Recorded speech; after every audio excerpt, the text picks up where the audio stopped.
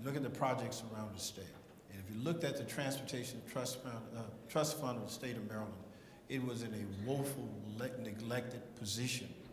And so for us to assume that we're going to jettison our projects would be wrong. For us to assume that we can accelerate those projects would have been, I think, misguided.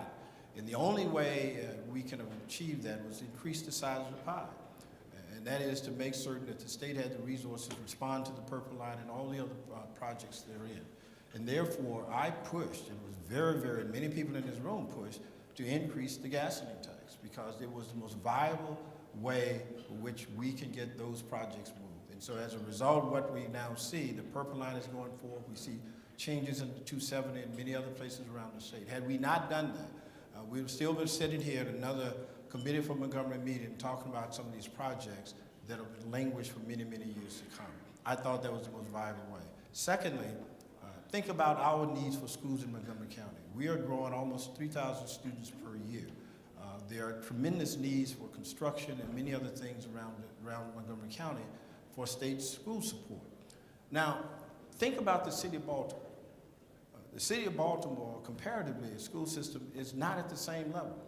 And so if I'm a delegate, for example, from Howard County, and I'm presented with a challenge to respond to schools and school needs around the state, and especially in places like Montgomery County, and I'm looking at the school situation in Baltimore, am I likely to say, let's now forget about Baltimore and deal with Montgomery County and some of the other places around the state? If I'm a delegate from Howard or Anne Arundel County, I'm going to say, I think we need to resolve the most difficult situation first before we go on to some of these other things. So strategically, not dealing with Baltimore would hurt ultimately Montgomery County and hurt ultimately the rest of the state of Maryland. And so we have to think globally. But so doing, I'm also thinking parochially, because by getting those things done and moving those projects along, it helps us. I was very supportive, for example. The last time we had the referendum, push for the referendum that allowed Prince George's County to get MGM, because by having more resources in Prince George's County, that lessened the burden for everybody else around the state. They are now getting approximately, potentially $50 million in Prince George's County that would go to them, that would help them in their schools, help them in their roads, therefore reducing the cost around the state for everyone else. That also helps Montgomery County.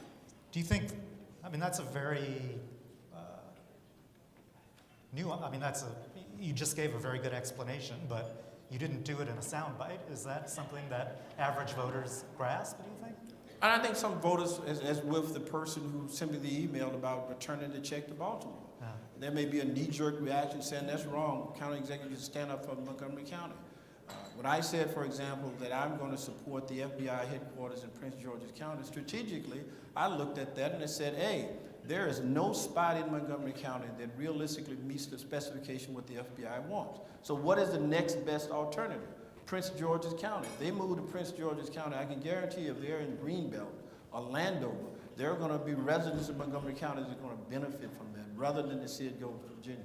Now, that takes a little bit longer to explain, but I think the people in Montgomery County are enlightened enough and they will listen long enough that the majority of them will fully understand that and appreciate the thought that I've just expressed.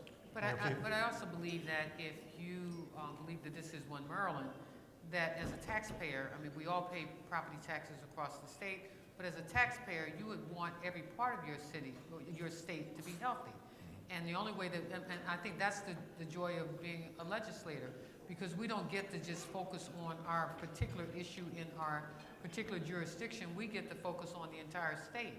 And so if you want a healthy state, you want a healthy city, you want healthy counties, you want to pay particular attention to those who have the greatest need, simply because when you think about Baltimore City being one of the oldest jurisdictions in the state, especially as it relates to a school system where air conditioning systems don't exist, where water still doesn't come into the building.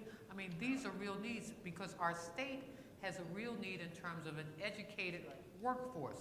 If we're not focused on educating the young people in our school system, preparing them for the jobs of tomorrow, then many of them may not end up living in Baltimore. They may end up living in Montgomery County. Those who are going to school in Montgomery County may end up living in Baltimore. So we want the entire state to be healthy. And I think that's why, for me, it's easy to explain why we would support one jurisdiction and how we support other jurisdictions, because it is about one Maryland and making our entire state healthy.